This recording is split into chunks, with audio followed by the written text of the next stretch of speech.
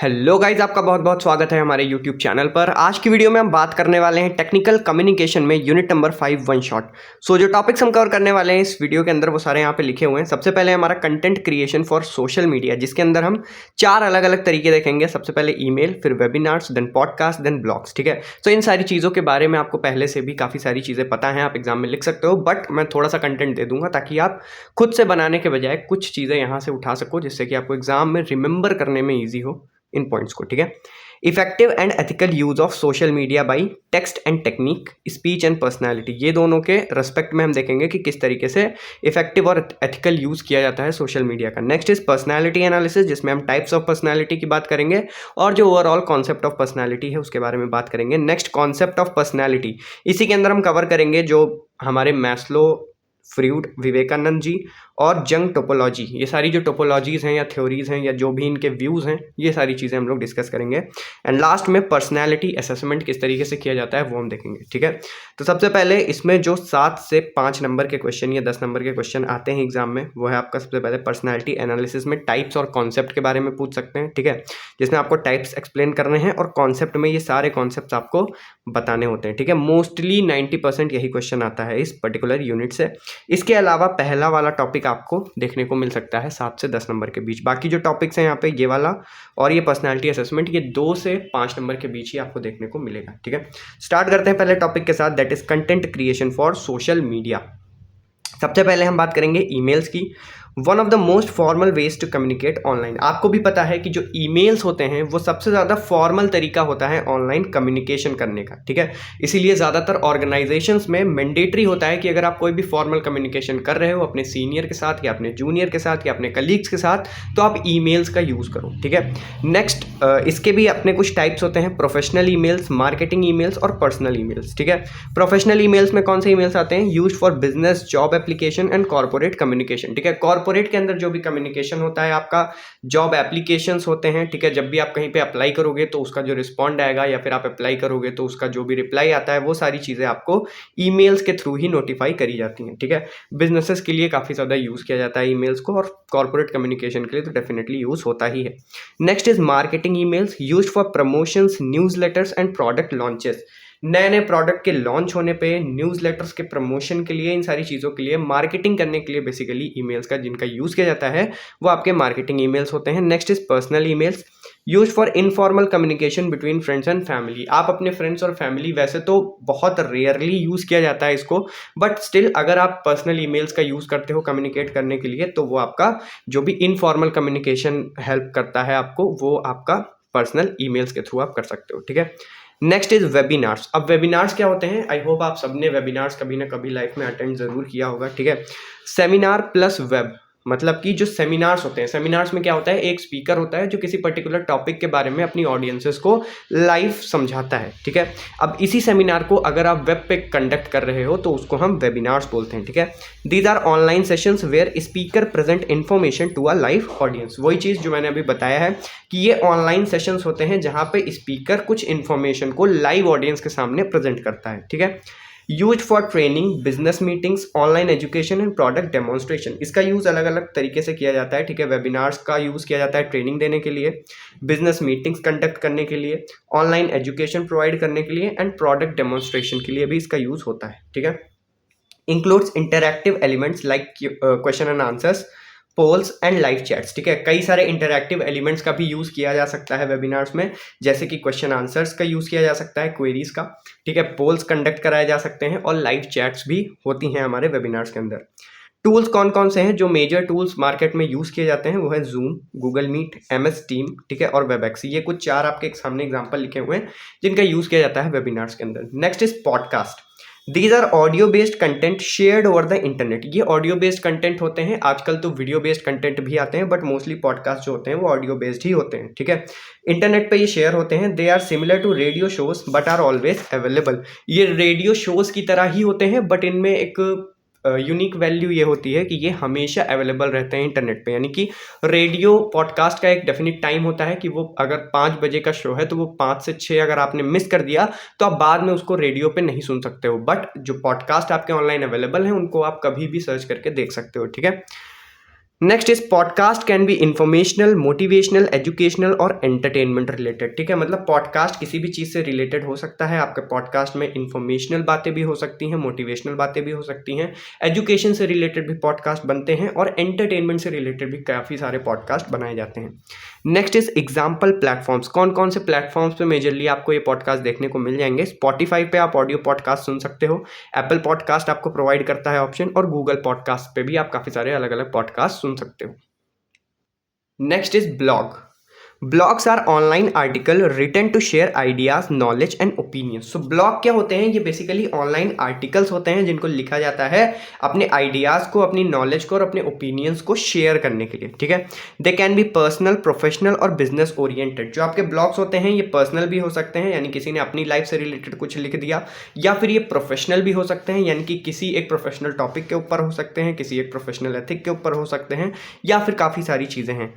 और business oriented, इसके अलावा ये बिजनेस ओरिएंटेड हो सकते हैं, यानी किसी चीज़ की मार्केटिंग के लिए भी ब्लॉग्स लिखे जा सकते हैं, और किसी चीज़ को क्रिटिसाइज करने के लिए भी काफ़ी ज़्यादा ब्लॉग्स लिखे जाते हैं, बट ये एथिकल यूज़ नहीं है इसका।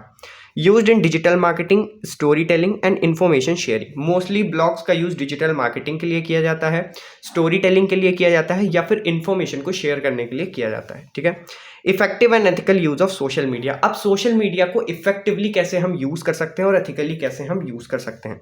Social media is a powerful tool but it should be used responsibly. ठीक है, सोशल मीडिया बहुत ही पावरफुल टूल है क्योंकि अप्रॉक्सीमेटली हर इंसान कनेक्टेड है सोशल मीडिया से। ठीक है, तो ईजिली इन्फ्लुएंस किया जा सकता है किसी को भी, बट इसीलिए सोशल मीडिया को हमें बहुत ज़्यादा रिस्पॉन्सिबली यूज़ करना चाहिए। ठीक है, हम कंटेंट चाहे हम ले रहे हो या फिर कंटेंट हम प्रोवाइड कर रहे हो, दोनों ही केस में हमें रिस्पॉन्सिबिलिटी के साथ कंटेंट को एक्सचेंज करना है। ठीक है, सबसे पहले हम बात करेंगे टेक्स्ट एंड टेक्निक्स की। ठीक है, तो keep messages short, clear and professional. आप अगर कुछ मैसेज कर रहे हो सोशल मीडिया पे तो अपने मैसेजेस को शॉर्ट रखो, क्लियर रखो और प्रोफेशनल रखो। ठीक है, use proper grammar and punctuation. आप हमेशा सही ग्रामर और सही पंक्चुएशंस का यूज करो।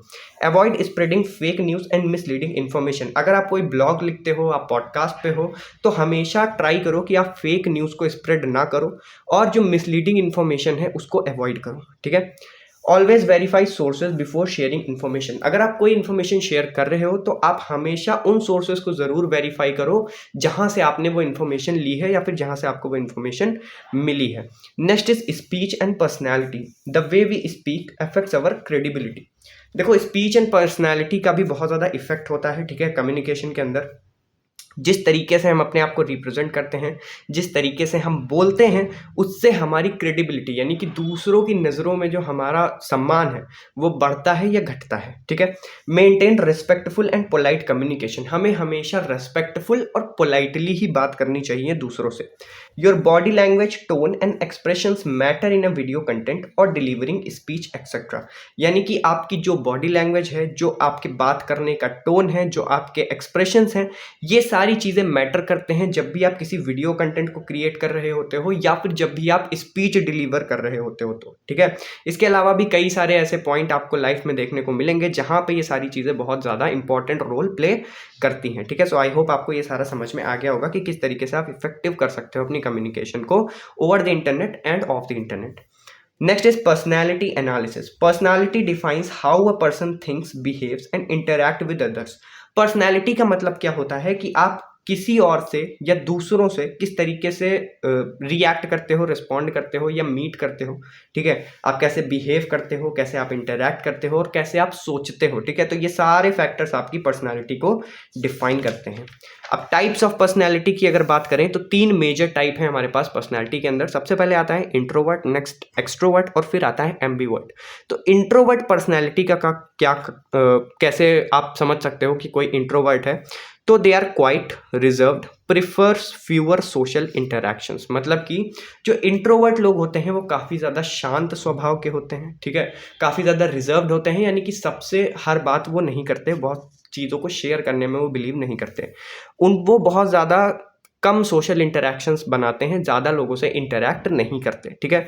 एक्सट्रोवर्ट पर्सनैलिटी कैसी होती है? Outgoing, talkative, enjoy being around the people, मतलब कि ऐसी पर्सनैलिटी का अगर कोई पर्सन है जिसको बाहर घूमना फिरना बहुत ज़्यादा पसंद है, जो बहुत ज़्यादा बातें करता है और भीड़ भाड़ वाली जगहें उसको ज़्यादा पसंद होती है जहाँ पे वो बहुत ज़्यादा एन्जॉय कर सके, तो वो एक्सट्रोवर्ट पर्सनैलिटी के ट्रेट्स होते हैं, ठीक है। Next is ambivert, a mix of introvert and extrovert traits. अब जो क्वालिटीज, दोनों क्वालिटीज अगर किसी एक पर्सन के अंदर है तो वो आपका एम्बीवर्ट पर्सनैलिटी के अंदर आता है, ठीक है। सो आई होप आपको टाइप्स ऑफ पर्सनैलिटी क्लियर हो गया होगा। नेक्स्ट हम बात करेंगे कॉन्सेप्ट ऑफ पर्सनैलिटी की, ये बहुत इंपॉर्टेंट टॉपिक है। Personality is shaped by genetics, environment, experiences and social interactions, मतलब कि किसी भी पर्सन की पर्सनैलिटी कैसे बनती है, वो कैसे उसके जेनेटिक्स हैं, यानी कि उसके प्रीवियस जो रहे हैं उसके एंसेस्टर्स, वो किस तरीके की पर्सनैलिटी के थे, उसका बहुत बड़ा रोल होता है। सेकेंडली, जो इन्वायरमेंट उसको बचपन से मिला है किसी पर्सन को, वो बहुत ज़्यादा इफेक्ट करता है उसकी पर्सनैलिटी को। जो लाइफ में हमारे एक्सपीरियंस हमारे साथ हुए हैं वो इफेक्ट करते हैं हमारी पर्सनैलिटी को, और हम सोशली जैसे लोगों से इंटरैक्ट करते हैं उससे हमारी पर्सनैलिटी बहुत ज़्यादा इफेक्ट होती है। तो इन सारे फैक्टर्स की वजह से हमें पर्सनैलिटी को एक शेप मिलता है और वही पर्सनैलिटी हम लोगों को दिखा पाते हैं। अब हम बात करेंगे कि कॉन्सेप्ट ऑफ पर्सनैलिटी के अंदर किसने किसने अपने क्या क्या व्यूज़ दिए हैं, या किसकी किसकी कौन कौन सी थ्योरीज हैं यहाँ पे, ठीक है। ऑलराइट, तो सबसे पहले हम बात करेंगे Maslow's hierarchy of need. He described human motivation in 5 levels, ठीक है। मैस्लोव हायरार्की ऑफ नीड्स में मतलब मैस्लोव ने बेसिकली क्या किया है, ह्यूमन मोटिवेशन को 5 अलग अलग लेवल में डिस्क्राइब किया है। सबसे पहले साइकोलॉजिकल नीड, मतलब कि फूड, वाटर, शेल्टर। ये 3 मेजर चीज़ें हैं जो एक इंसान को ज़रूरी होती हैं, इनके बिना किसी का भी काम नहीं चल सकता, कोई जिंदा नहीं रह सकता, ठीक है। Next is safety needs. एक बार साइकोलॉजिकल नीड्स पूरी हो गई, फिर आती हैं सेफ्टी नीड्स, यानी कि सिक्योरिटी, जॉब स्टेबिलिटी और हेल्थ। अगर आपके पास फूड, वाटर, शेल्टर है तो आपके पास नेक्स्ट स्टेप है इन तीनों को अटेन करने का, ठीक है। यानी कि सिक्योरिटी होनी चाहिए आपके पास, जॉब स्टेबिलिटी होनी चाहिए और हेल्थ होनी चाहिए, ठीक है।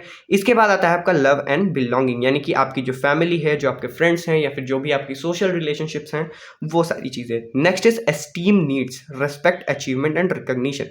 जब ये सारा कुछ है आपके पास तो आप डेफिनेटली ये सोचोगे कि मुझे सोसाइटी में रिस्पेक्ट मिले, मैं अचीवमेंट्स, अपने गोल्स को अचीव कर सकूं और मुझे एक रिकॉग्निशन मिले, ठीक है।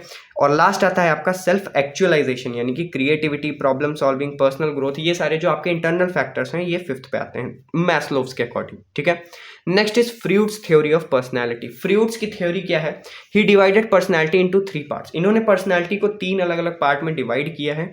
सबसे पहले आता है आईडी। आईडी का मतलब है इंस्टिंक्ट्स एंड डिजायर्स, किसी पर्सन के क्या इंस्टिंक्ट्स होते हैं, क्या उसके डिजायर्स होते हैं, उसके बेसिस पे। Next is ego, balances desires with reality. Ego क्या बताता है कि किस तरीके से आप डिजायर्स को अपनी रियलिटी के साथ बैलेंस करके चल रहे हो। Next is super ego, moral values and ethics, ठीक है। अब ये ईगो और सुपर ईगो, आप एक्चुअल वाला जो ईगो और सुपर ईगो होता है उसके अकॉर्डिंग मत समझना। यहाँ पे फ्रूट्स थ्योरी में ये 3 वर्ड दिए गए हैं जो इन 3 प्रॉपर फ्रेजेस को डिस्क्राइब करते हैं, ठीक है। सुपर ईगो का मतलब moral values and ethics. Vivekananda views of personalities, ठीक है। विवेकानंद जी ने कौन से व्यूज दिए थे पर्सनैलिटी के ऊपर? Swami ji believed that spirituality and self discipline shape personality. Swami ji ये मानते थे कि जो स्पिरिचुअलिटी होती है और जो सेल्फ डिसिप्लिन होता है, ये 2 मेजर रीजंस हैं किसी की भी पर्सनैलिटी के किसी भी एक पर्टिकुलर शेप में होने के, ठीक है। मतलब किसकी क्या पर्सनैलिटी है वो उसके सेल्फ डिसिप्लिन और स्पिरिचुअलिटी पर डिपेंड करता है। Self confidence and strong will power, इनके अकॉर्डिंग अगर कोई पर्सन स्पिरिचुअली कनेक्टेड है और सेल्फ डिसिप्लिन्ड है तो उसके अंदर सेल्फ कॉन्फिडेंस होगा और उसकी विल पावर बहुत ज़्यादा स्ट्रांग होगी। Next moral values and ethical living, वो पर्सन मॉरल वैल्यूज की बहुत ज़्यादा वैल्यू करेगा और एथिकली लाइफ को अपनी आगे बढ़ाने की कोशिश करेगा। Continuous learning and self improvement, उस पर्सन में हमेशा कॉन्टिन्यूअस लर्निंग अप्रोच होती है और सेल्फ इंप्रूवमेंट, यानी कि वो अपनी गलतियों को सुधारता हुआ आगे चलने की कोशिश करता है। नेक्स्ट आती है जंग्स टोपोलॉजी, ठीक है। जंग्स टाइपोलॉजी ने इन्होंने क्या कहा है जंग ने? He classified personality into thinking versus feeling. सबसे पहले इन्होंने कहा थिंकिंग वर्सेस फीलिंग, यानी कि लॉजिक वर्सेस इमोशंस, ये पहली पर्सनैलिटी ट्रेट इन्होंने दी। सेकंड इन्होंने दिया सेंसिंग वर्सेस इंट्यूशन, यानी कि प्रैक्टिकल वर्सेस एब्स्ट्रैक्ट थिंकिंग, यानी कि प्रैक्टिकली सोचना और उसके ऑपोजिट में यानी कि एब्स्ट्रैक्ट तरीके से सोचना। Next is introversion versus extroversion, reserved versus outgoing. तो ये टोटल यहाँ पे 6 डिफरेंट पर्सनैलिटीज़ की इन्होंने बात की, बट इन्होंने दो को कंपेयर करके बताया। यहाँ पे पहला थिंकिंग पर्सनैलिटी और नेक्स्ट फीलिंग पर्सनैलिटी, ठीक है। एक पर्सन के अंदर थिंकिंग अप्रोच भी हो सकती है जहाँ पे वो लॉजिकली चीज़ों को डिसाइड करता है, साथ ही साथ फीलिंग्स भी होती हैं, तो इमोशंस की वजह से कभी कभी कुछ ऐसे डिसीजंस ले लेता है जो लॉजिकली भले करेक्ट ना हो बट इमोशंस के अकॉर्डिंग वो सही होते हैं, ठीक है। ठीक इसी तरीके से सेंसिंग और इंट्यूशन की बात की है इन्होंने, और इंट्रोवर्जन और एक्सट्रोवर्जन की बात की है। Next is personality assessment. ये भी आपका 2 मार्क्स के अंदर डेफिनेटली एग्जाम में पूछा जा सकता है। It helps in understanding strength and weakness. Personality assessment की हेल्प से हम ये समझ सकते हैं कि हमारी क्या स्ट्रेंथ्स हैं और क्या वीकनेसेस हैं। मेथड्स ऑफ पर्सनैलिटी असेसमेंट, सबसे पहले आता है self reflection, analysing one's own behaviour and thoughts, ठीक है। सेल्फ रिफ्लेक्शन का मतलब होता है कि अपने अंदर के बिहेवियर को और अपने थॉट्स को समझना और उन्हें एनालाइज करना, ठीक है। Next is psychometric test, big 5 personality test. Big 5 personality test आप गूगल वगैरह पे भी जाके कंडक्ट कर सकते हो, ठीक है। तो ये साइकोमेट्रिक टेस्ट होते हैं जिससे आपको अपनी पर्सनैलिटी के बारे में पता चलता है। Next is behavioural analysis, observing responses in different situation. आपके साथ अलग अलग सिचुएशंस में आप कैसे रिस्पॉन्ड करते हो और आपके रिस्पॉन्ड के अकॉर्डिंग आपको क्या फीडबैक मिलता है बाहर से, उसके अकॉर्डिंग आप अपने बिहेवियर की एनालिसिस कर सकते हो। तो ये आपके पर्सनैलिटी असेसमेंट के कुछ तरीके हैं, ठीक है, और इनकी हेल्प से आप अपनी पर्सनैलिटी को और ज़्यादा इन्हेंस कर सकते हो। सो आई होप आपको सारी चीज़ें समझ में आ गई होंगी। बहुत ही छोटी सी यूनिट है, ज़्यादा कुछ था नहीं इसमें पढ़ने के लिए, ठीक है। सारी चीज़ें मैंने कवर करा दी हैं जो आपके सिलेबस के अंदर लिखी हुई हैं। 5 यूनिट कंप्लीट हो गई हैं। नोट्स आपको कम्युनिटी पोस्ट के अंदर मिल जाएंगे, मैं लिंक प्रोवाइड कर दूंगा वीडियो के डिस्क्रिप्शन बॉक्स में। So thank you so much for watching this video. All the very best for the exams.